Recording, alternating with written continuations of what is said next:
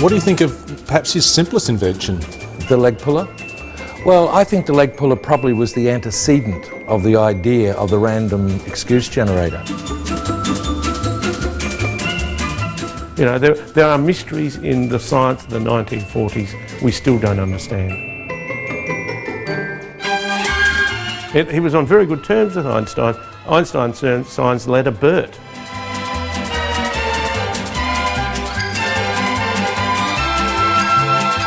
When you look at the great inventions Australia came up with, it's never taken itself seriously when it comes to inventions. I mean, you know, the wine cask, for example, zinc cream.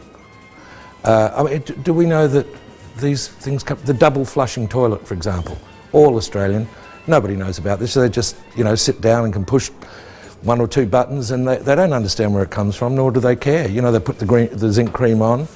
Nobody thinks, well, that's amazing. You know, I'd like my son or daughter to come up with something like that. How important is it to have an Institute of Backyard Studies? I think it's critical. I think when you're looking at what history we have here in invention, we should be celebrating this. And this is why I think this exhibition is so important. So our young kids can be inspired by things like the random excuse generator, the leg pull, the long wait, and the various coloured paints, of course, the polka dot paints, the stripe paints. I mean, these are brilliant. Nobody else in the world comes up with anything like this. Ian, I think you'll find this really interesting as a person interested in history. This Henry Hoke's Quack of Doom. Mark, could you explain a couple of things about this? Certainly, Brian. The random excuse generator?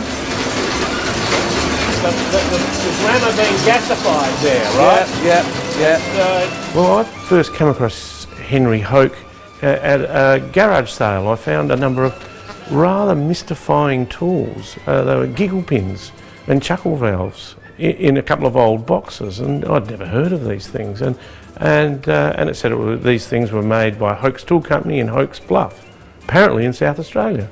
And he made leg pullers too, I believe. Oh, leg pulls. He was probably the inventor of the manual chainsaw too, which later got overtaken by the clockwork chainsaw, as it turned out. But there's others that have got fantastic stories behind them, like the clockwork car. I mean, all we've found of Henry's famous, incredibly fast clockwork car, well, it went very fast for a while and then would slow down, but it is the giant wind-up key. And that key was all that was left of the great explosion that happened when the mainspring broke. And we see the learning curve as well. He invented the learning curve, didn't he? The learning curve, yeah, and a thing that's become an expression in the English language. Probably originated right here in South Australia. It was part of what he called his sceptical apparatus. So it's a steep learning curve too. It's very steep, and funny enough, it hits your knee. Right, that's where it ends. And I think it was really something he just left around the workshop to remind him not to leave things on the ground. And tell us about the barbed wire watering can.